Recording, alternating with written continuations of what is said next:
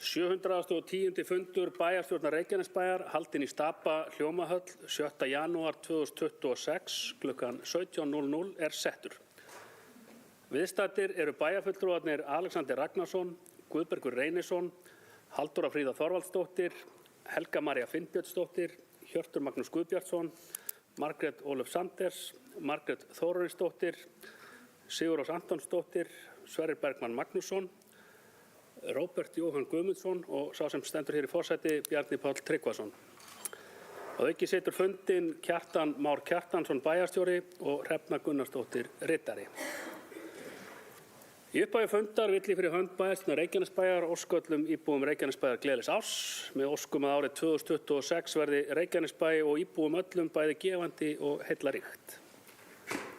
Á dagskrá fundarins í dag eru 6 mál og þau eru númer 1 fundargerðir bæjarráðs frá 18. desember, fundargerð bæjarráðs 2. janúar 2026, þriðja mál er fundargerð umhverfis- og skipulagsráðs frá 18. desember, fjórða mál er fundargerð stjórnar eignasjóðs frá 18. desember.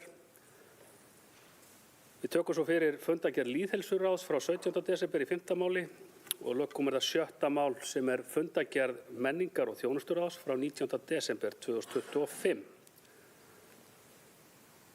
Og við göngum þá til dagskrár og tökum fyrir 1. mál sem eru fundargerðir bæjarráðs frá 18. desember síðastliðnum. Orðið er laust. Halldóra Fríða, gjörðu svo vel.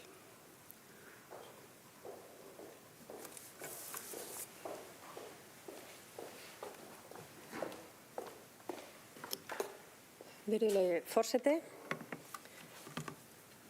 Mér langar hér að venja að fara yfir nokkuð mál úr fundargerð bæjarráðs og nú er það 1543. fundur bæjarráðs sem haldinn var 18.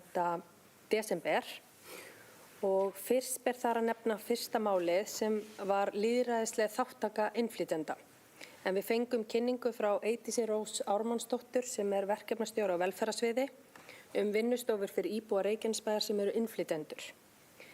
Vinnustofurnar eru hugsaðar sem vettvangur til að læra betur inn á stjórnmálakerfið á Íslandi og réttindi íbúa með áherslu á sveitarstjórnarstigið og komandi kosningar í vor.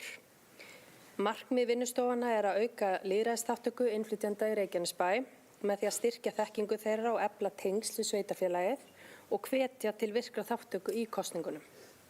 Við höfum lagt áherslu á það hér að auka kosningaþátttöku en kjörsókn í Reykjanesbæ í sveitarstjórnarkosningunum síðustu 2022 var 47,4% sem var vel undir landsmeðaltali en það var 62,8% og teljum við að við komumst nær meðaltalinu meðal annars með því að fræða íbúa betur kosningarétt þeirra og auk annar aðgerða eins og að fjölga kjörstöðum sem við ákváðum að gera núna fyrir kosningarnar næsta vor, eða í vor.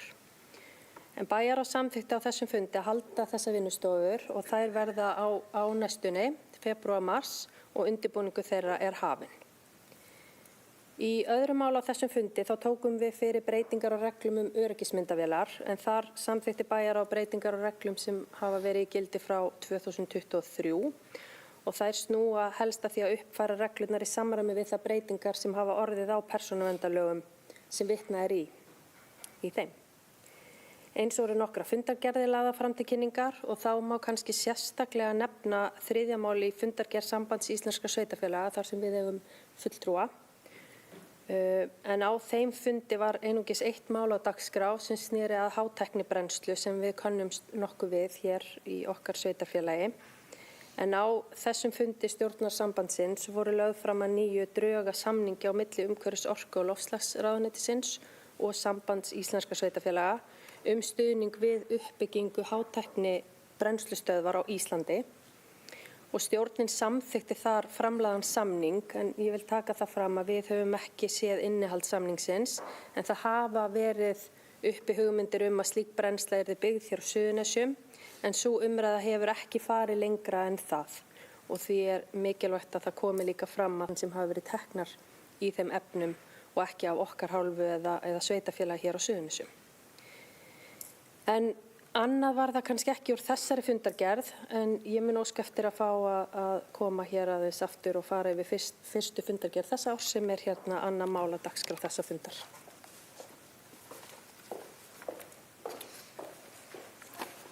Takk fyrir.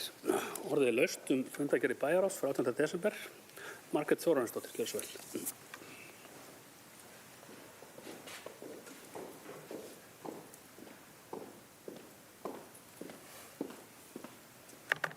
Virðulegi forseti og aðrir viðstaddir, ég geri hér athugasemd við fundargerð bæjarráðs frá 18. desember, aukafund vegna ráðningarsviðsstjóra menningar- og þjónustusviðs og legg fram eftirfarandi bókun.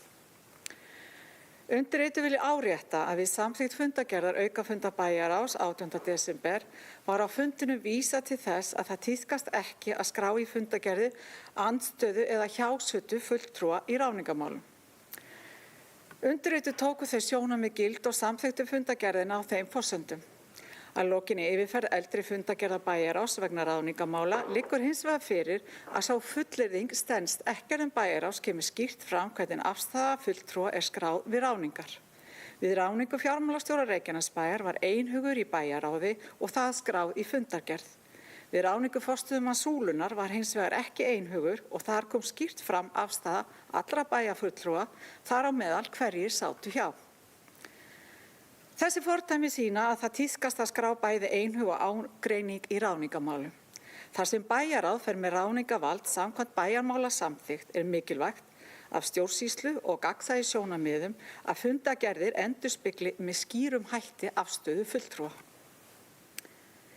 Undirrituð telja því rétt að þessi sjónarmið liggi fyrir við afgreiðslu málsins í bæjarstjórn og að skýrt komi fram að undirrituð greiddu ekki atkvæði með þeirri ákvörðun að bjóða viðkomandi sem ráðinn var starfssviðsstjóra menningar- og þjónustusviðs. Auk framangreinds gera undirritaðir alvarlega athugasemdir við framkvæmd ráðningaferlis sviðsstjóra menningar- og þjónustusviðs sem að okkar mati var hvorki samræmt né í samræmi við góða stjórnsýsluhætti. Í fyrsta lagi, formaður bæjarráðs lýsti yfir vanhæfi allra bæjarfulltrúa Samfylkingar og Sjálfstæðisflokk vegna tengsla við umsækjendur auk áherendafulltrúa beinna leiðar. Í kjölfarið áttu 2 fulltrúar Framsóknar í bæjarráði og 1 fulltrúi umbótar að annast ráðningaferli fyrir hönd bæjarráðs. Viðtöl voru tekin við 3 umsækjendur sem ráðningarstofa hafði metið hæfasta. Síðar gerði fulltrúi Samfylkingar í bæjarráði kröfu að koma að ráðningaferlinu. Og í 4. lagi boðaður var aukafundur bæjarráðs þar sem ekki voru boðaðir fulltrúar Sjálfstæðisflokks né áheyrandafulltrúi beinna leiðar. Að lokinni fyrirspurn oddvita Sjálfstæðisflokksins vanhæfi fulltrúa flokksins og boðun aukafund bæjarráðs var þeim fundi frestað. Umsækjendur voru þá afturkallaðir í viðtöl, en í viðtölunum sátu einungis fulltrúar Samfylkingar og Sjálfstæðisflokks ásamt mannauðsstjóra og fulltrúa frá ráðningarskrifstofu. Í 7. lagi, í kjölfarið var boðaður annar aukafundur bæjarráðs þar sem lagt var mat á frammistöðu í viðtölum sem hefðu ekki farið fram samtímis. Þar að leiðandi var mat fulltrúa bæjarráðs ekki byggt á sameiginlegum forsendum. Eins og má sjá að framangreindu var ráðningaferlið óskilgreint, ósamræmt og breytingar á milli áfanga sem að mati undirritaða samrýmist hvorki meginreglum jafnræðis, fyrirsjáanleika né gagnsæis í stjórnsýslu. Bókun þess lögð fram til að tryggja gagnsæi, jafnræði og ábyrgð í stjórnsýslu til framtíðar. Og undir þetta rita Margrét Þórarinsdóttir umbót og Alexander Ragnarsson Sjálfstæðisflokki. Takk fyrir.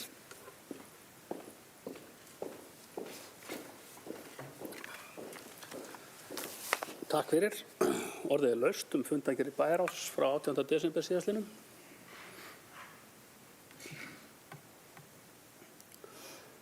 Það ekki fleiri sem hafa kveðið sér orðs í þessu. Ég get kannski aðeins brugðist við þeirri bókun sem kemur frá bæjarfulltrúum Alexanders og Margréti gagnvart ráðningaferli sviðsstjóra.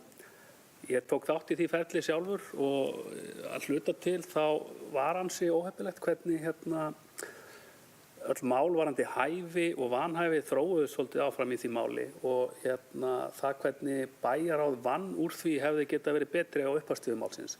Ég vil þó segja það að þegar að leið á ferilina þá var rétt svolítið úr kúrsinu með það og ég held að við sem tókum þátt í þessu ferli öll sömul höfum unnið þarna algjörlega af heilindum af því sem við vorum að gera og sinnt okkar hlutverki af mikilli kostgæfni í því sem að unnið var eftir. Og þó svo að allir aðilar hafa ekki verið sammála það sem að skildi verða niðurstaðan úr ráðningunni, að þá held ég að við höfum lent á mjög góðum stað með þann einstakling sem að sinna því starfi hjá okkur í dag. Og við vitum til þess að það eru til staðar fyrirspurnir ferilinn frá umsækjanda í þessu ferli sem mun þá væntanlega skýra bara málið og það er verið að bíða eftir rökstuðningi gagnvart því eins og sést í fundargerð bæjarráðs sem til umfjöllunar í næsta dagskrárlið, þannig að það mun bara fá sína umfjöllun í stjórnkerfinu hjá okkur eins og annað. En orðið er áfram laust fundargerð bæjarráðs 18. desember. Margrét Þórarinsdóttir, gjörðu svo vel.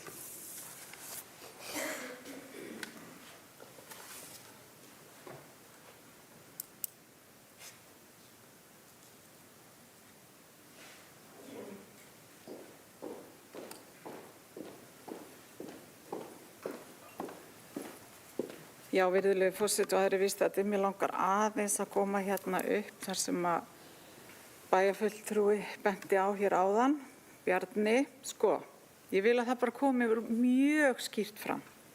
Bókunin snýr ekki að persónu umsækjanda, heldur eingöngu að ferlinu og skráningu ákvarðana. Og ég geri enga athugasemd við þennan einstakling. Ef ferlið breytt, meðan því stendur yfir, þá þarf að liggja fyrir skýrar forsendur og í samræmi við framkvæmd. Hér var ferlið breytilegt á milli áfanga sem dregur úr jafnræði og fyrirsjáanleika. Það breytir því ekki að viðtöl fóru fram við ólíkar aðstæður með mismunandi þáttöku og það eitt sér slíkt hefur áhrif á mat, upplifun og því ekki að allir bæjarfulltrúar hefur sambærilega forsendur til að meta þau. Ég tel mikilvægt óháð niðurstöðu málsins að við sem stöndum gagnsæi, jafnræði og rétta stjórnsýslu. Við eigum að gera það. Það er skylda okkar allra hér inni. Og nú er þegar búið að auglýsa eftir starfi mannauðsstjóra og ég ætla rétt að vona það að það ferli verði unnið faglega, mjög faglega, upplýsingaflæðið sé gott, boðaðir séu fundir, forsendur teknar ásamt því að allir bæjarfulltrúar fá að taka þátt í því ferli. Takk fyrir.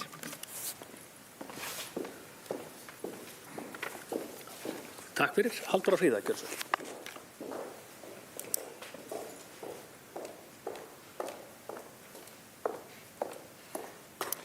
Virðulegi forseti, ég er ein af þeim sem var eftir samtöl við bæjarlögmann líka talin vanhæf í ráðningu sviðsstjóra og það var bara óheppilegt að við bara mörg tengdumst umsækjendum með einum eða öðrum hætti og ég bara óska þeim sem að var ráðin í það starf til hamingju með það og vona hún muni standa sig bara vel og hef ekki trú á öðru. En mér langar að koma hér inn á það að varðandi ráðningu mannauðsstjóra þá er það ekki bæjarráð sem fer með þá ráðningu. Ráðning mannauðsstjóra, það er bæjarráð fer með ráðningu sviðsstjóra en ráðning mannauðsstjóra er í höndum fjármálastjóra sem er yfirmaður þess aðila.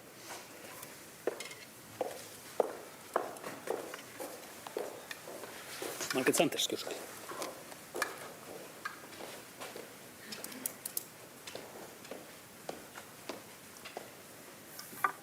Forseti, bæjarfulltrúar, starfsmenn og góðir gestir. Gleðilegt ár. Ég vil byrja því að óska ráðnum sviðsstjóra til hamingju með stöðuna. Ég kem ekki hér upp til að ræða þessa ráðningu. Ég lýsti því yfir að ég væri vanhæf. Þannig virkar þetta. Nema móður eða foreldra, börn og nánustu, ég held að séu systkini, ég er nú ekki betur að mér það að þetta er algjörlega allra nánusti hringur. Það er engin bæjarlögmaður sem getur sagt mér að ég sé vanhæf. Ég lýsti því sjálf yfir. Ég hefði vel getað tekið þátt í þessu ráðningarferli samkvæmt lögum. Þannig að ég vil leiðrétta það sem kom fram að eftir samtali bæjarlögmann að hann hafi metið það að þannig. Það er enginn sem metur vanhæfi neins, eins eða neins, nema viðkomandi sjálfur, nema í þessu framagreinda sem ég nefndi, að foreldra, systkini eða börn er að ræða. Takk. Takk fyrir þetta. Þetta er alveg rétt sem að kemur fram í máli Margrétar Sanders og kannski því til viðbótar að þá er það síðan bæjarráðs að skora það á hólm ef þeir telja að hæfi einstaka aðila sem er að koma að afgreiðslu mála sé eitthvað vafasamt eða dregið í efa. Og í þessu ferli þá reyndi aldrei á það í raun og veru. Orðið er áfram laust fundargerð bæjarráðs. Alexander Ragnarsson, gjörðu svo vel.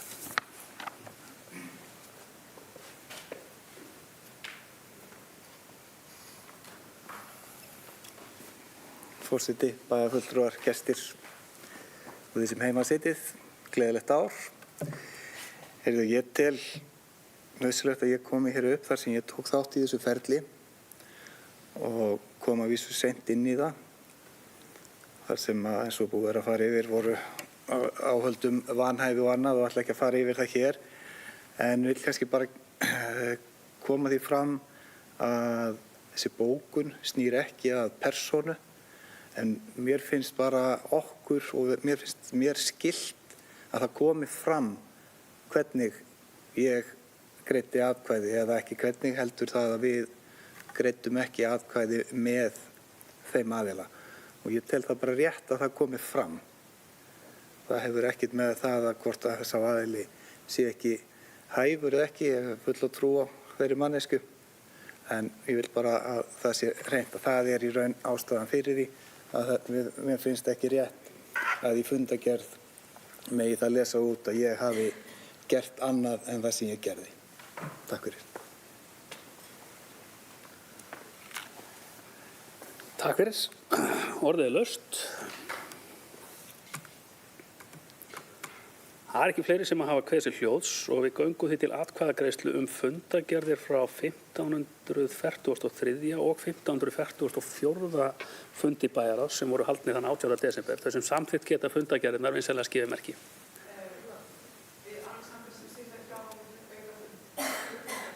Þannig að þið munum sitja hjá við fundargerðin fundar nr. 1544. Við tókum ekki þátt í þeirra atkvæðagreiðslu en það er ekki afgreiðslumál, en það bara komið skýrt. Við erum að samþykkja fundargerðina hérna. Fundargerðin sem slíka en ekki afgreiðslu málsins. Já, þannig að við erum bara að samþykkja fundargerðina eða ekki, sko.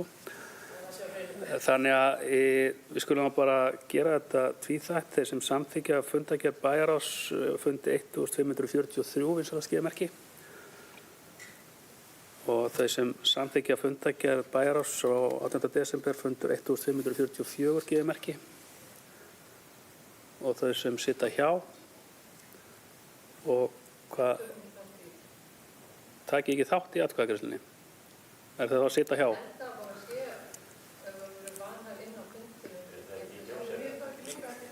Sitja bara hjá.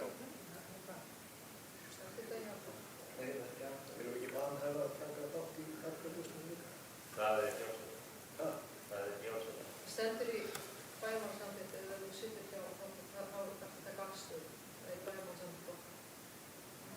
Þannig að þið viljið bóka þannig að þið greiði ekki atkvæði með fundargerð 1544. Ég held að við sem höfum lýst okkur vanhæf ættum að gera það. Ég bara er ekki nógu góð. Ég er bara aftur. Herðu, forseti gerir hérna stutt fundarhlé. Ég hef ekki lent í því áður að við séum að annarkvort er bara setið hjá eða verið á móti eða samþykkt.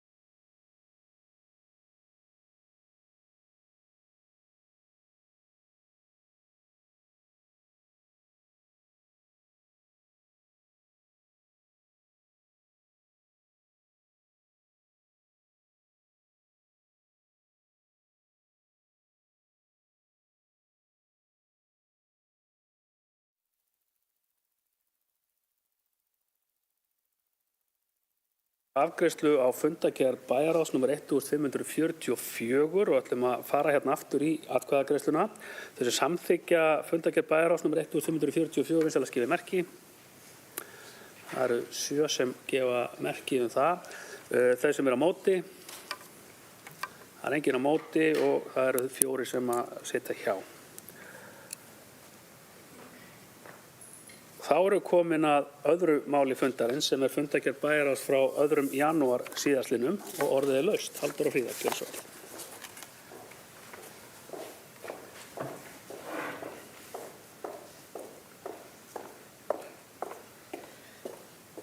Virðulegi forseti, ég ætla að fara nú yfir nokkuð mál á þessari fundargerð og það fyrsta mál á dagskrá sem voru almenningssamgöngur í Reykjanesbæ. En undir því máli mætti Guðlaugur Sigurjónsson, sviðsstjóri umhverfis- og framkvæmdasviðs og lagði fram minnisblað breytingar á akstri almenningsvagna á þessu ári sem eru annars vegar tilkomna vegna skerðingar og þjónustu sem Vegagerðin boðaði og tók gildi núna áramótin og hins vegar vegna þess að frá áramótum hófum við akstur á sunnudögum samkvæmt sama leiðakerfi og hefur verið í gildi á laugardögum. En auki var við fjárheimildir í almenningssamgöngur í fjárhagsáætlun 2026 til að mæta þessum kostnaði og þá er það aðalega sá kostnaður sem hlýst af þessari þjónustu skerðingu Vegagerðarinnar við íbúa hér í Reykjanesbæ og í raun á Suðurnesjum öllum. En það er ljóst að þessi þjónustu skerðing á sér ekki fordæmi í öðrum stórum sveitarfélögum á landsbyggðinni og bæjarráð fól því bæjarstjóra og sviðsstjóra umhverfis- og framkvæmdasviðs að vinna áfram í þessu máli og fá þá úr því skorið hvort Vegagerðin muni taka tillit til athugasemda sveitarfélagana til þess að mæta þörfum íbúa okkar og til að tryggja að þessar breytingar geri það ekki að verkum að það halli einungis á þennan eina landshluta. Í öðru máli óskaði eins og hér hefur komið fram einn umsækjandi starf sviðsstjóra menningar- og þjónustusviðs eftir rökstuðningi vegna ráðningar sviðsstjóra og var bæjarstjóra falið að afla þessu rökstuðnings hjá mannauðsstjóra Reykjanesbæjar og hjá Hagvangi sem er ráðninga- og ráðgjafafyrirtæki sem koma þessu ferli og verður það mál tekið inn á næsta fundi bæjarráðs núna á 5. daginn kemur. 5. mál á dagskrá þessa fundar var fundargerð stjórnareignasjóðs en hún verður tekin til afgreiðslu hér sérstaklega á eftir og þá mun ég fylgja henni eftir. En svo voru ýmsar fundargerðir og umsagnamála fram og bara svona eins og gengur og gerist.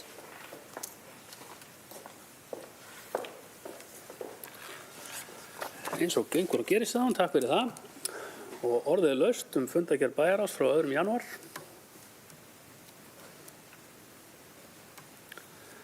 Það er ekki fleiri sem að óska eftir að taka til máls og ég ber fundargerðin upp til samþykktar. Þeir sem samþykkt geta fundargerðina vinsamlega skrifið merki. Og hún er samþykkt með öllum greiddum atkvæðum, 11-0. Næsta dagskrá er 3. mál, fundargerð umhverfis- og skipulagsráðs frá 18. desember síðastliðnum. Og áður en ég gef orðið laust fundargerðin í heild sinni, þá er eitt mál sem þarfnast sérstakrar afgreiðslu, en það er 7. mál fundargerðarinnar, Vitabraut 7, óskum deiliskipulagsbreytingu, orðið er laust. Það er enginn sem óskaði eftir að taka til máls, þess að samþykkt geta 7. mál vinsamlega skrifið merki. Það er samþykkt 11-0. Við gefum nú orðið laust fundargerðina í heild sinni. Guðbergur Reynisson, gjörðu svo vel.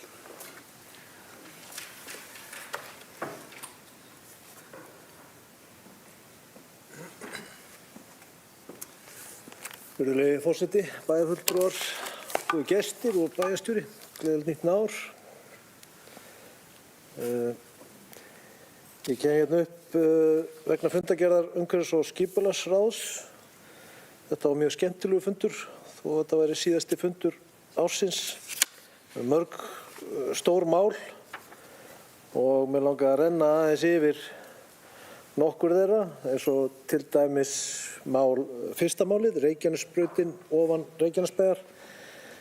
Þessi kafli frá Fitjum að flugstöðinni er síðasti kaflinn í baráttun okkar að tvöfalda Reykjanesbraut og baráttan hefur tekið allt of langan tíma og Við erum nú öll búin að standa saman að því að reyna að flýta því, en hefur svona gengið erfiðlega. Við þurfum auðvitað að vera samt sátt við það sem við erum að gera og við þurfum að gera þetta vel. Og Vegagerðin fundaði með okkur, búin að funda með okkur 2-3 ár, en fyrir rúmu ári, sirka ári síðan, þá komu þeir með tillögu að hvernig tengingar við Reykjanesbrautina inn í Reykjanesbæ ættu að vera og þar var lagt til að við Fitjar yrði hægri inn og hægri út. Ef fólk skilur það, þá er það þá bara hægt að beygja til hægri af Reykjanesbraut inn á Fitjar og svo út af, ég man nú ekki hvað vegspottin við Fitjar heitir hérna hjá Toyota, og til hægri inn á Reykjanesbrautina þar. Það er sem sagt hægri inn, hægri út. Grænás gatnamótin áttu að loka, Þjóðbraut átti að loka, aðalgata yrði brú yfir aðalgötuna og hliðarvegir til þess að komast inn á Grænás eða mislæg gatnamót sem átti að koma milli Þjóðbrautar og Grænás afleggjara og yfir á Rósaselstorg.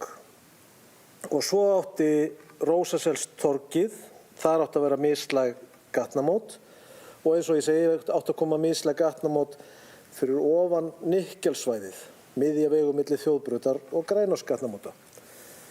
Með því að grafa niður hælana, öll hérna saman, þá náðum við í sameiningu að fá Vegagerðina til þess að samþykkja að Rósaselstorg, Rósaselsringtorgið sem er sem sagt nyrstu gatnamótin, þar sem þú keyrir út í Sandgerði og Garð og upp í Flugstöð, að þau myndu færast norðar þannig að það myndaðist pláss fyrir mislæg gatnamót við aðalgötu og fengum að vegna mikillar uppbyggingar við Njarðvíkurhöfn þá fengum við mislæg gatnamót við Grænás, að þeim yrði haldið og þar yrði bara mislæg gatnamót í staðinn fyrir að færa þau norðar og mislæg gatnamót við Fitjar.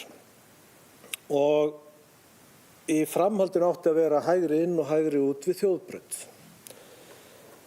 Eftir mikið þras þá auðvitað samþykkti Vegagerðin þessa tillögu, enda eigum við svolítið kannski að ráða þessu hérna í Reykjanesbæ þar sem að þetta er auðvitað 25.000 bílar á sólarhring sem keyra í gegnum bæinn okkar og við hljótum að mega hafa skoðun á því, en þetta var sem sagt samþykkt.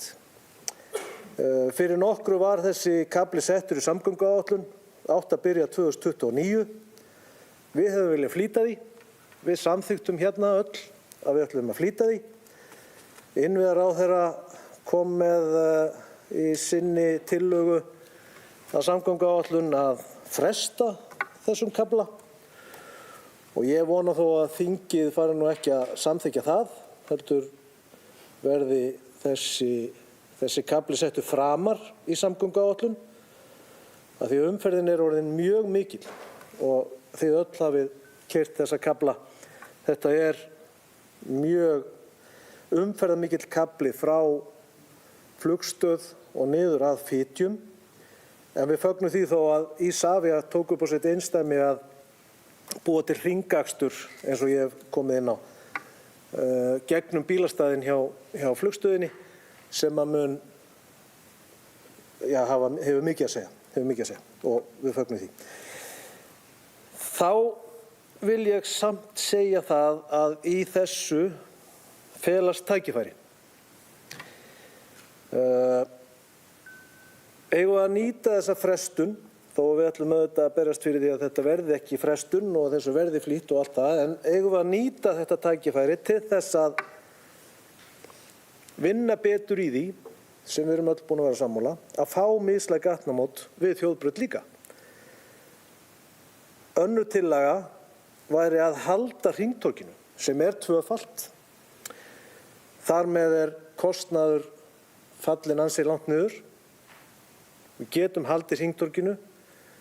Það er engin rök að erlendis séu ekki hringtorg bara mislæg gatnamót, við getum alveg verið með hringtorg. Það líka bara lækkar hraðan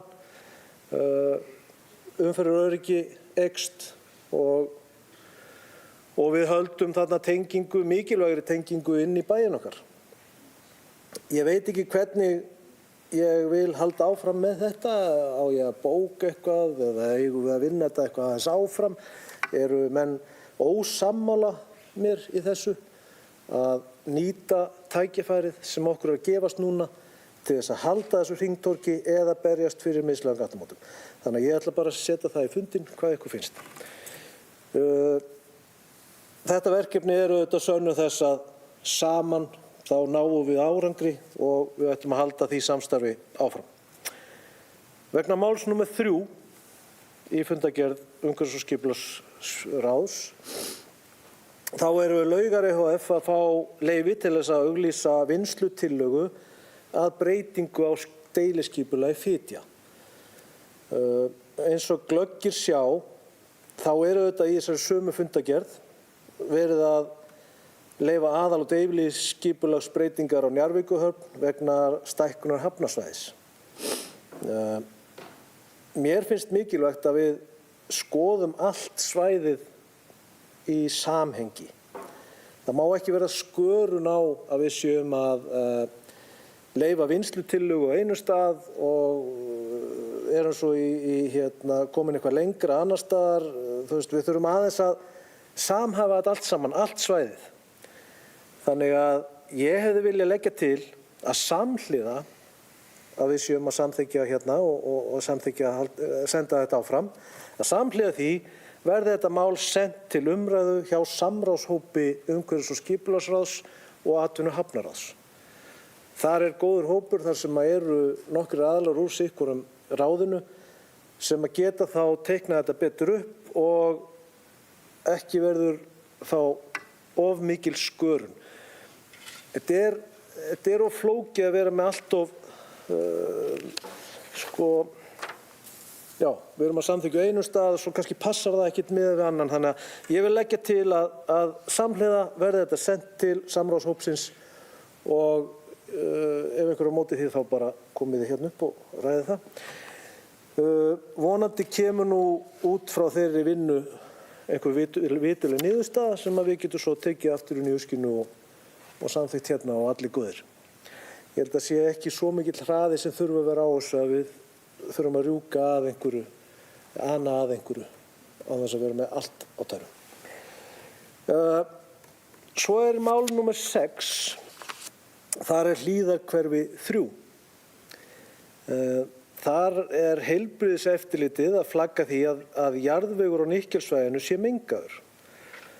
Og ég vil bara ítreka þessa bókun USK að fá óháðan aðila til að rannsaka mögulega mengaðan jarðveg og fá viðbragðsáætlun frá landeigendum.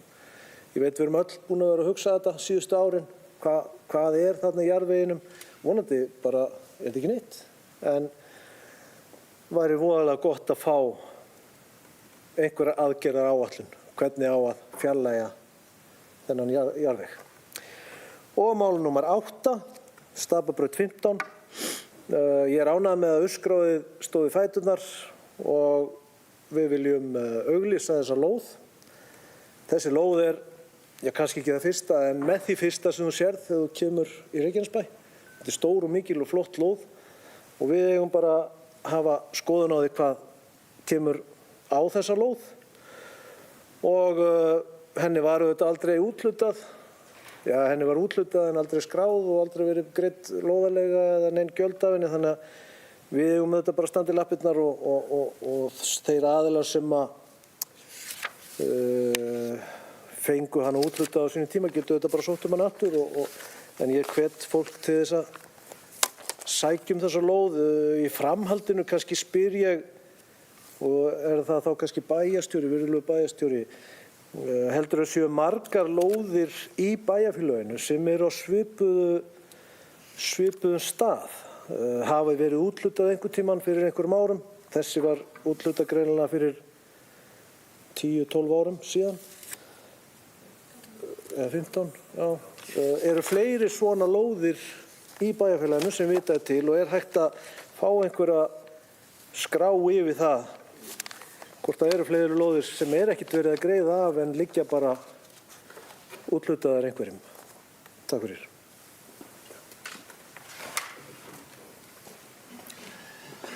Takk fyrir, Hjörtur Magnús Gersvel.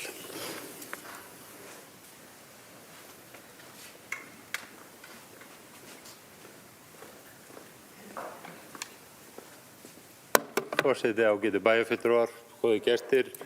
Mér langar að koma hérna upp til að ræða mál 3, Fitjar. Ég held að sé rétt að við tökum máli til umfjöllunar í samráðsnefndinni, hvernig svo sem við afgreiðum það hérna. Það er kannski ekki aðalatriði en að við séum hérna að þetta mál sérstaklega því að tengist mjög mikið máli 4.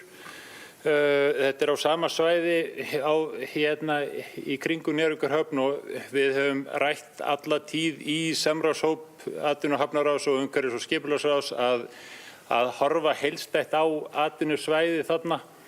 Þarna erum við bæði með athafnasvæði á Fitjabakkanum og Fitjabraut og svo erum við líka með hafnasvæðið þar upp við og ég held að við getum öll verið sammála um það þegar við horfum á bæinn okkar að oft hefði verið betra að horfa svolítið víðar á hlutina en bara alveg nýþröngt. Já, þannig að ég held að það sé bara algjörlega allan daginn að einu góð að við ræðum málið áfram og tökum það inn í þessa vinnu sem við höfum verið í mjög góðri vinnu inn í samráðshópnum. Síðan langaði mig að ræða eins með mál 8, afturköllun lóðar, eftir að hafa fyrr á árum starfað og verið í atvinnurekstri og lent ítrekkað í því að það var öllum atvinnulóðum á þeim tíma úthlutað og menn sátu á þessu eins og ormar og gulli. Þá finnst mér þetta frábær afgreiðsla hjá Austgráði. Ég fagnaði mjög, þetta hefði mátt gerast oftar. Þetta held ég bara nánast í annað skipti sem einhver svona umfangsmikil lóð afturkölluð síðan ég byrjaði í bæjarmálum fyrir allt og mörgum árum.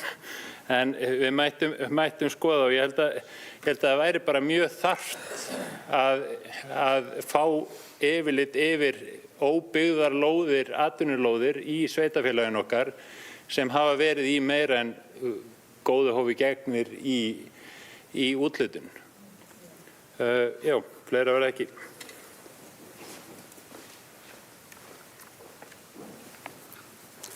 Takk fyrir, Sigurrós Antonsdóttir.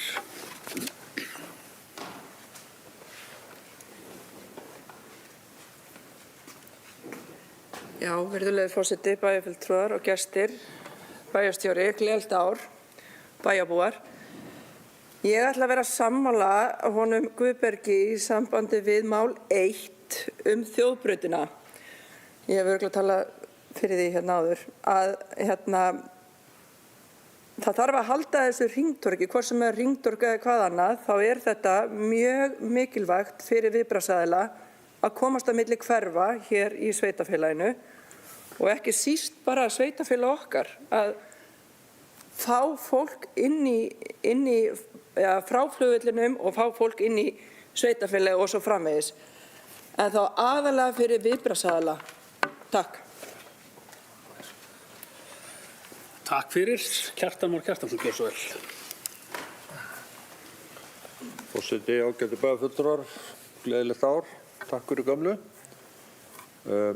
Fyrst til þess að bara fylgja þess eftir sem að bæjarfulltrúi Sigurrós var að tala um og þá áttu við Guðlaugur Helgi Sigurjónsson, sviðsstjóri umhverfis- og framkvæmdasviðs fundum daginn með Vegagerðinni þar sem við fórum yfir þetta mál. Nauðsyn þess að þessi gatnamót séu vel greiðfær í allar áttir fyrir meðal annars viðbragðsaðila og það voru engar sérstakar undirtektir í því en mér skilst að viðbragðsaðilar að minnsta kosti lögreglan og einhverjir séu að undirbúa erindi til Vegagerðar sama efnis og ég held að það myndi styrkja málstaðinn mjög mikið. Þannig að ég veit að Sigurrós starfar inn á lögreglunar og kannski væri bara gott að biðja þig að ýta á það. Hitt málið var hvort að mér væri kunnugt ónotaðar en úthlutaðar atvinnulóðir. Ég því miður bara veit það ekki og ég held að það komi nú bæjarfulltrúum ekki á óvart, að ég viti það ekki. Ef það kemur bæjarfulltrúum á óvart þá þakka ég bara traustið, en ég hef ekki hugmynd um þetta, Guðbergur bæjarfulltrúi. En ég skal komast að þessu, það er nú til þess að gera held ég einfalt mál að komast að þessu, en ég læt skoða það á næsta fundi.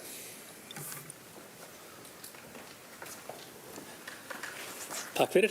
Róbert Jóhann, gjörðu svo vel.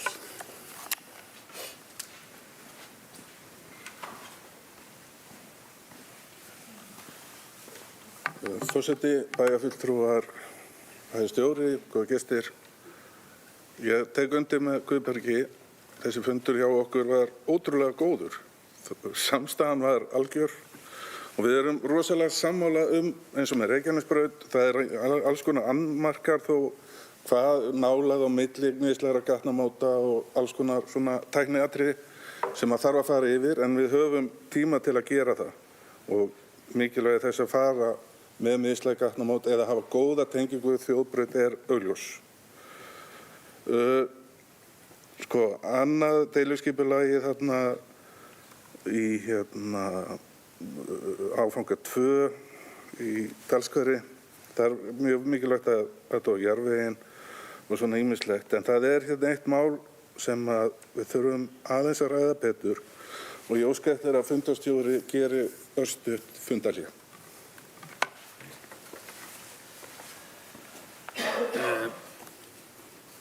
Beiðni fundarhlé og við veitum það, gerum örstutt fundarhlé.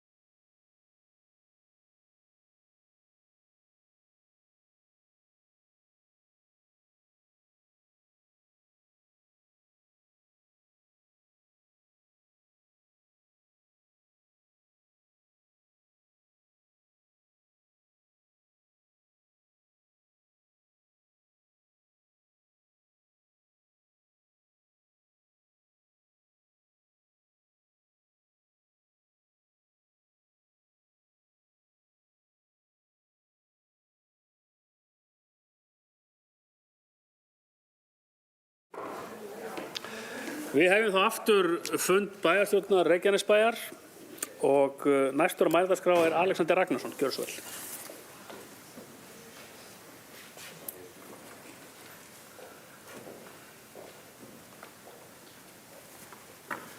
Forseti, bæjarfulltrúar, gestir. Ég kem hér undir fundargerð umhverfis- og skipulagsráðs frá 18. desember. Þeim skemmtilega fundi sem svo oft hefur komið hér fram.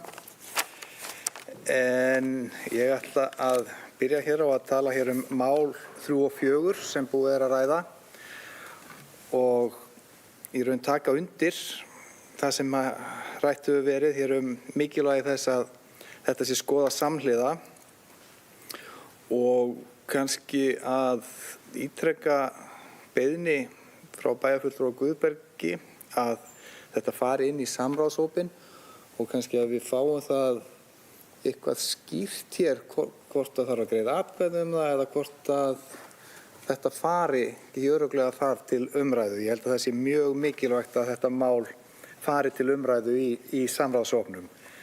Því hér er líka talað og hér er í máli 4 verið að tala og ítreka mikilvægi samgöngutenginga og annað og það tengist í raun báðum þessum málum mjög mikið. Svo er það mál 5, Helguvíkurhöfn, breyting á aðal- og deiluskipulagi. Það er mál sem er mjög mikilvægt að verði hraðað eftir fremsta megni. Að það verði ekkert á hendi Reykjanesbæjar sem að komi til með að tefja það mál. Þetta er mjög mikilvægt mál svo að við getum í raun staðið við gerða samninga uppbyggingu í Helguvík. Þannig að ég ítreka það, við reynum að hraða þessu máli að fremsta megni. Takk fyrir. Takk hérlega. Og orðið er laust. Róbert Jóhann, gjörðu svo vel.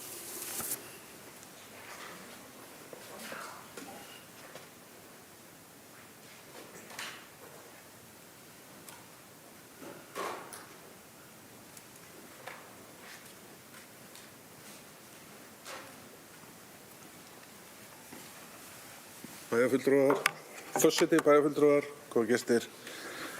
Ég held að það þurfi nú ekki bæjarlega það að taka mál númer 3 upp í samráðsnefndinni. Nú ertu með formann umhverfis- og skipulagsráð hér, svo ertu með formann atvinnu- og hafnaráðs, Hjört, og ég held að við okkur sé bara í lófalagi lagt að taka þetta upp í nefndinni. Takk fyrir.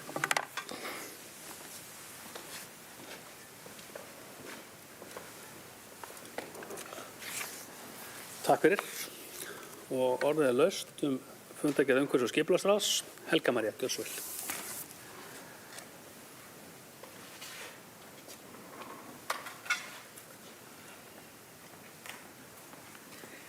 Forseti, bæjarstjóri, bæjarfulltrúar og aðrir góða gestir.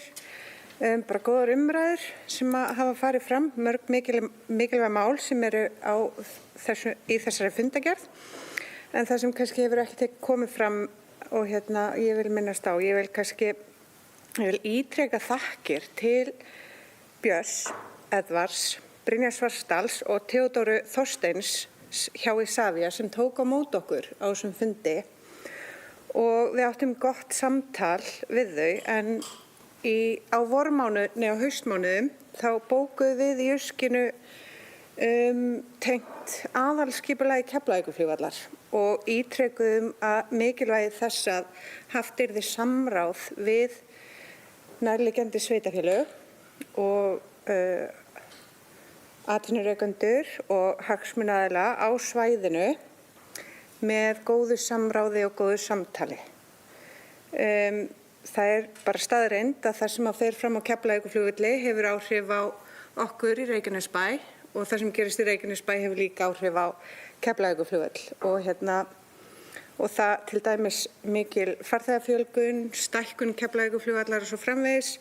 Það kallar á starfsfólk og það hefur áhrif á byggðaþróun, innviðauppbyggingu og annað hjá okkur í Reykjanesbæ. Þannig að það er mjög mikilvægt að það sé gott samtal sem fer þarna fram.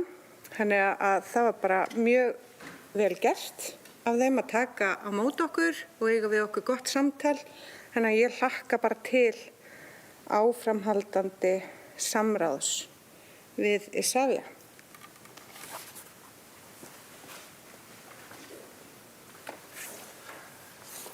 Takk fyrir. Orðið laust. Hjörtur Magnús, gjörðu svo vel.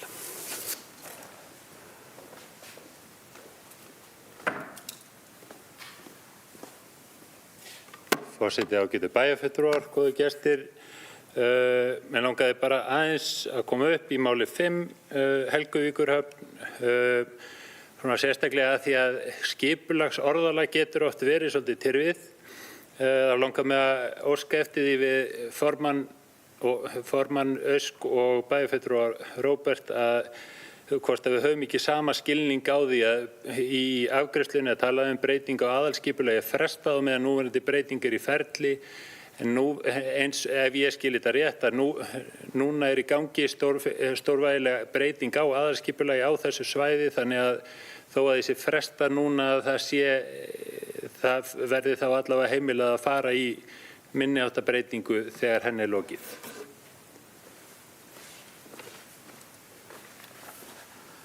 Takk fyrir. Róbert Jóhann, tækifæri til að koma inn og þið svara.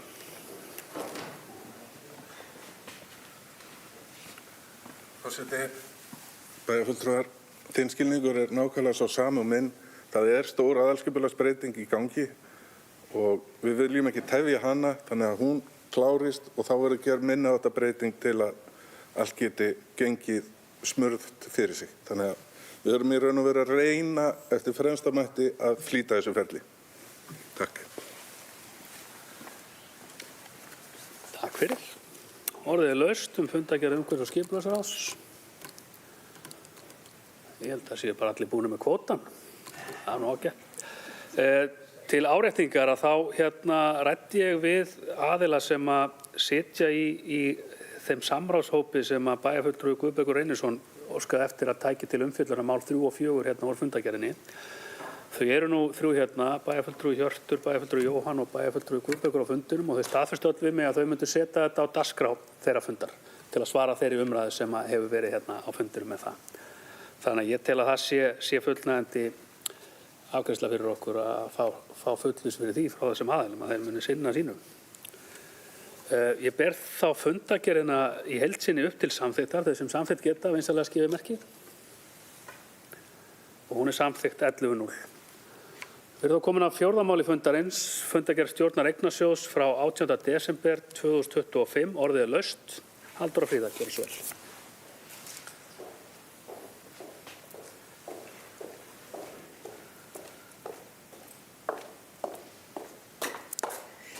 Virðulegi forseti.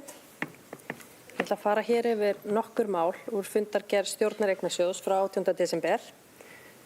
Fyrst var farið hér yfir fjárfestingar sem unnið var á síðasta ári, unnið var á síðasta ári, árið 2025, þar sem úthlutun síðasta árs voru 1870 milljónir og síðan var samþykktur viðauki upp á tæplega 700 milljónir og því var heildarfjármagn í fjárfestingum tæplega 2,6 milljarðar á síðasta ári. Og að því loknu þá fór deildarstjóri eignaumsýslu yfir minnisblað fjárfestingar á þessu ári. Það lagði fyrir stjórnina sem hafði áður samþykkt það sem var sett í fjárfestingar á fyrir þetta ár. Og þar er gert ráð fyrir 1850 milljónum núna á þessu ári sem skiptast í ýmis verkefni sem farið var yfir hér í fjárhagsáætlunarvinnunni fyrir áramót. Síðan eftir yfirferð á fjárfestingum þá fór stjórnin yfir skipulag funda á þessu ári sem verða áfram boðaðir 3. og 5. dag í hverju mánuði og búið er að leggja fram hvaða gögn verða tekin fyrir á hverjum fundi fyrir utan það sem getur komið upp hverju sinni og þarfnast eftir atvikum sérstakrar umræðu eða afgreiðslu. Og fundir eru settir upp annars vegar sem hefðbundnir fundir með breytilegri dagskrá og þar verða mál til afgreiðslu og mál til upplýsinga og auk annarra mála og síðan verða einnig fundir með fastri dagskrá þar sem verður farið yfir stöðu fjárfestingaverkefna á árinu, stöðu viðhaldsverkefna, mál til upplýsinga og önnur mál. og það er hægt að sjá þetta undir gögnum stjórnar Eignasjóðs þar sem búið er að skipta árinu í ársfjórðunga og hægt að sjá með mjög skýrum hætti hvaða mál verða tekin fyrir á hvaða tíma. Að þessu loknu þá ræddi stjórnin einnig skipulag eignaumsýslunar og viðhaldsteymi og verkefni sem koma á borð stjórnarinnar sem að snúa breytingum á innra skipulagi Akurskóla til dæmis, þar sem að deildarstjóra eignaumsýslu var falið að vinna áfram í. Það er mál eða verkefni sem að fór í gegnum þann verkferil sem við vinnum út frá, sem að þarfagreining sem að fer svo sinn farveg innan stjórnsýslunar áður en að verkefni afhent eignaumsýslunni. Deildarstjóri fór líka í stuttu máli yfir stöðuna á Tjarnargötunni sem bæjarráð sem stjórn Tjarnargötu 12 fjallaði fyrir áramót. Í 7. máli á þessum fundi voru lögð fram drög að skýrslum úttekt KSÍ á HS Orkuvellinum og gervigrasvellinum við Reykjaneshöllina. Og þar voru einnig kynnt áform uppbyggingu á aðstöðu knattspyrnudeildanna sem áætlað er að hefjast í janúar núna á þessu ári, núna bara í þessu mánuði. Og eftir mjög góðar umræður þá óskaði stjórn Eignasjóðs eftir því að fá upplýsingar frá sviðsstjóra menntasviðs þær kröfur sem þarf að uppfylla til þess að hægt sé að nota knattspyrnuvellina fyrir leiki í bestu deildinni. Og þessi samtöl hafa auðvitað átt sér stað líka við á milli deildanna sjálfra og íþrótt- og tómstundafulltrúa, þannig að það hafa margir komið að þessari vinnu hingað til. Af því að okkur finnst mikilvægt að eignaumsýslan geti kostnaðarmetið þessar framkvæmdir eða viðhald eða hvað sem þarf að gera og komið þá í framkvæmd sem allra fyrst. Mér sem formanni stjórnar Eignasjóðs og Hreini Ágústi Kristinssyni deildarstjóra eignaumsýslu var falið að vinna áfram í málinu og eiga samtali við sviðsstjóra menntasviðs og munum við funda með sviðsstjóra á morgun.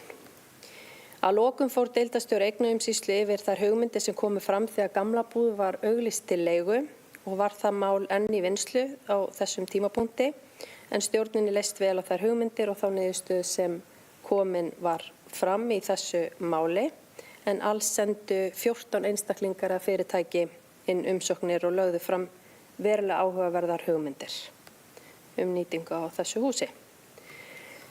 En eins og þið heyrið þá eru mörg mál og spennandi verkefni sem stjórn Eignasjóðs fjallar og ég vil hér eins og áður taka fram hvað ég stolt af þeirri ákvörðun að við höfum sameinast það að setja stjórnina á laggirnar og líka skipaðana einstaklingum sem búa yfir fjölbreyttri þekkingu og reynslu og ég vil þakka deildarstjóra eignaumsýslu og hans starfsfólki fyrir mjög vandaða og faglega vinnu í þessum málum og hlakka bara til að halda áfram þessari vinnu með þessum flotta hópi.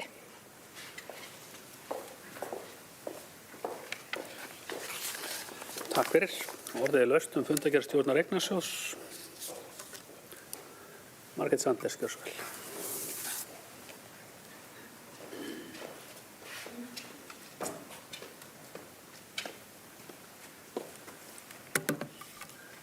Forseti, bæjarfulltrúar, starfsmenn og aðrir gestir.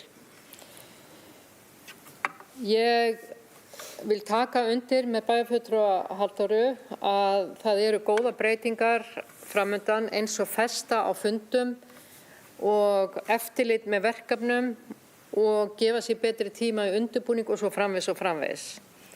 Þetta hefur verið akkilleshæll okkar og mikill hraði og óljósar fjárhagsupplýsingar. Það var þess vegna þann 7. ágúst 2025 að við bókuðum í bæjarráði, það var þegar að bæjarstjórn var í sumarfríi og fullnaðar afgreiðslur voru í bæjarráði fyrir hönd bæjarstjórnar, að við vorum að óska eftir uppgjörum. Og ég með bókun og ítrekun með bókunina, varandi bókunina núna og bæti við ákveðnum texta og þá langar mig að skýra mál mitt áður ég lesi bókunina. Tökum Myllubakkaskóla sem dæmi. Í fundargerð talað óljóst að það eigi að gera upp Myllubakkaskóla. og kostnaðarmat, efri, neðri og meðalmörk voru 4 milljarðar. Þá sagt í smáu letri fyrir neðan að það var reyndar ekki tekið fram með hönnunina, en maður sér það að hönnunin ekki inn í þessu, og að lóðarframkvæmdir séu ekki inn í þessari tölu. Sem sagt 4 milljarðar. Síðan ákveðið að fara í stærra íþróttahús og einhverjar örlitlar breytingar gerðar og svo framvegis sem voru bókar á einhverjum glærum. Og núna erum við með eitthvað Excel-skjal þar sem stendur að framkvæmdin kosti 6,3 milljarða. Þetta getur allt verið eðlilegt. Við skulum bara segja að allt sé eðlilegt í kringum þetta. En það allan að lágmark að uppgjör verkefna sé þannig að sýnt fram á í fyrsta lagi hvaða áætlun var upphaflega sett fram, hvað var inn í þeirri áætlun og hvernig stendur það verkefni.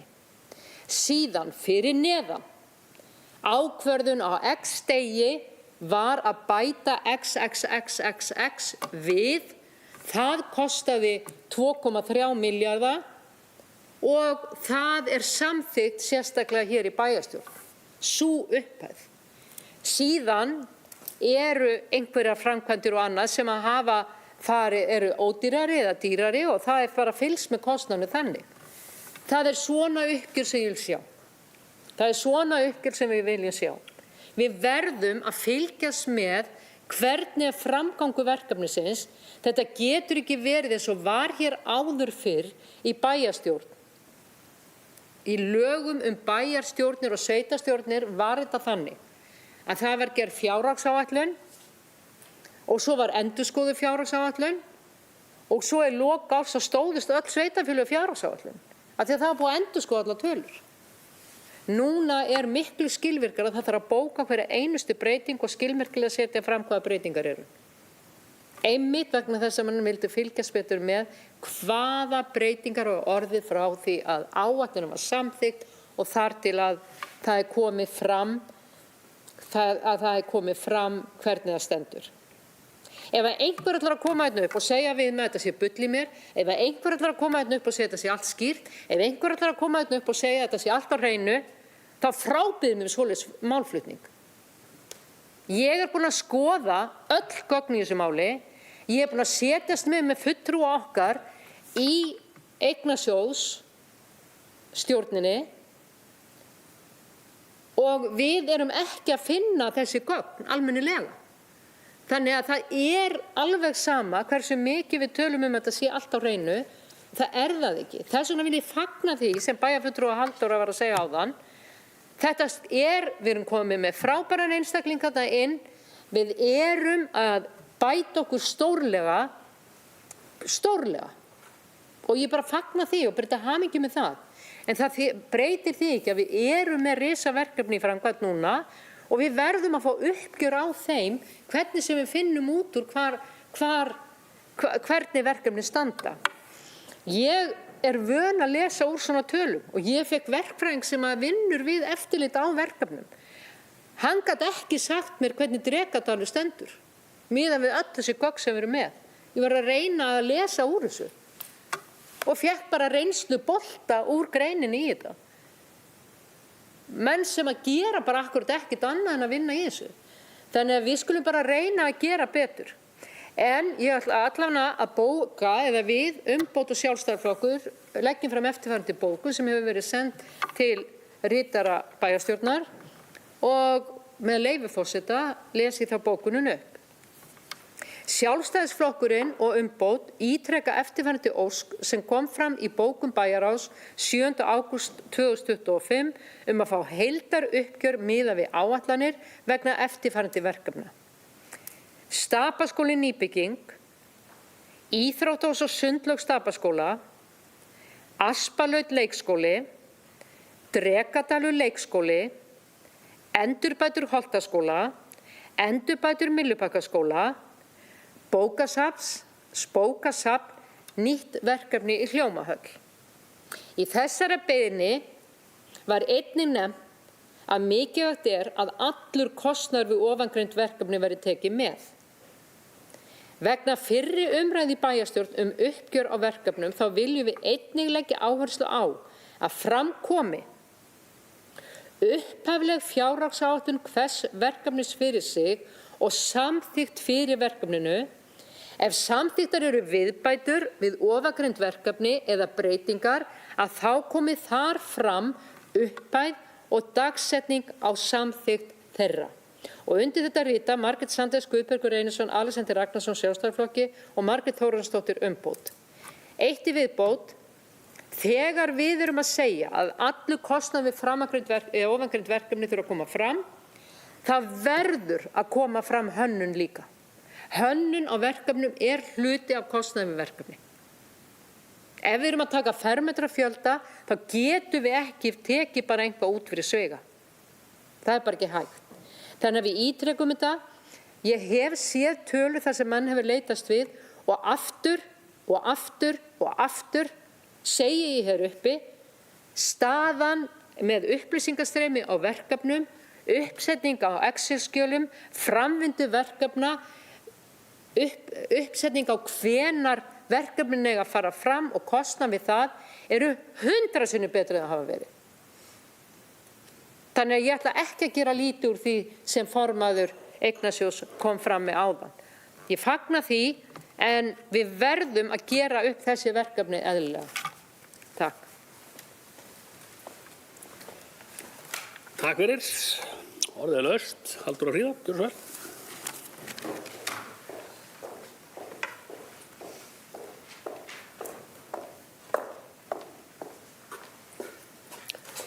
Virðulegi forseti, ég þakka bæjarfulltrúa Margréti fyrir fyrirspurnina að leggja hana hér fram aftur.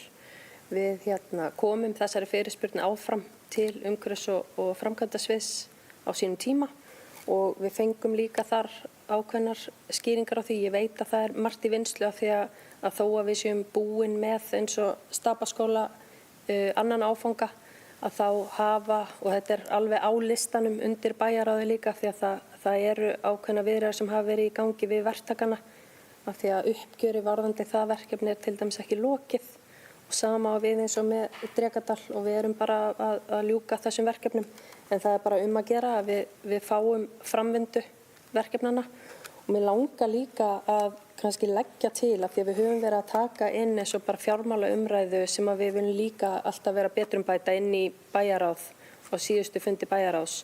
Hvort ef við ættum ekki líka að taka samtal það að fá bara hreinlega upplýsingar líka verkefnin okkar fjárfestingar og framkvæmdir inn á einhverja ákveðna fundi að við tökum stöðun á þeim eins og við erum að gera undir stjórn Eignasjóðs þar sem að bæjarráð fer sannarlega með fjármál sveitarfélagsins. Þannig að bara ég fagna bara þessari umræðu og við viljum gera vel.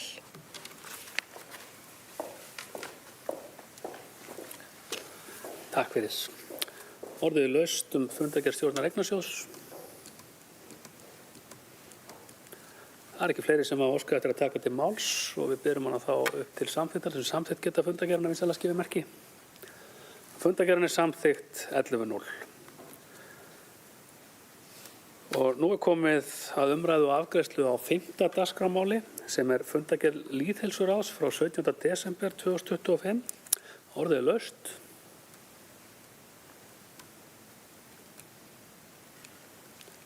Það enginn sem óskað eftir að taka til máls. Þau sem samþykkt geta fundargerð lýðheilsuráðs eru vinsamlega beðin að gefa merki. Fundargerðin samþykkt 11:0.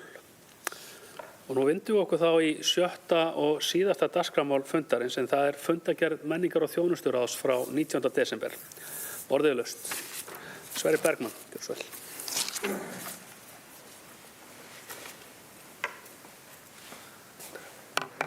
Virðulegi forseti, bæjarstjóri og aðrir áheyrendur, gleðilegt ár. Ég kemur upp undir fundargerð menningar- og þjónusturáðs frá 19. desember síðastliðnum til að fara stuttlega við nokkuð mál. Það er að byrja á máli 2, jólahús og jólafyrirtæki Reykjanesbæjar 2025 en menningar- og þjónusturáð fékk það verða verkefni að útnefna jólahús og jólafyrirtæki Reykjanesbæjar árið 2025. Að þessu sinni var Reykjanesvegur 10 jólahús Reykjanesbæjar og Dubliner var valið jólafyrirtæki Reykjanesbæjar 2025 og hlutu þessir aðilar verðlaun frá húsasmiðjunni í Reykjanesbæ og færir menningar- og þjónusturáð þeim bestu þakkir fyrir. Svo það þriðja mál, 13.2026, en jólin verða kvödd í kvöld með árlegri 13. skemmtun.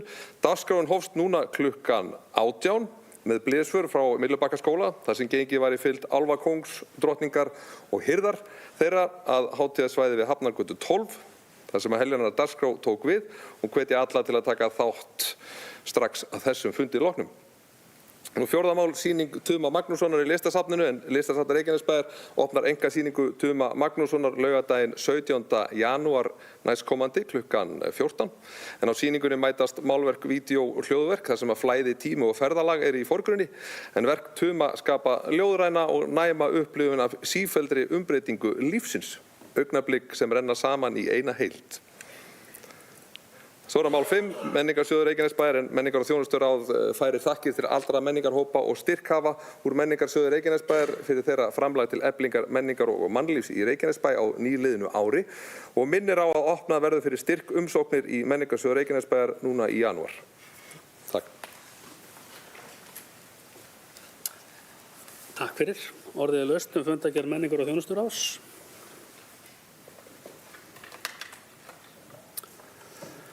Það er ekki fleiri sem óska eftir að taka til máls og eins og kom fram í máli bæjarfulltrúa Sverris að þá er álfakóngur og drottning að bíða eftir okkur niður á hátíðarsvæði og gríla kannski eftir einhverjum ykkar. Ég veit ekki hvernig það er.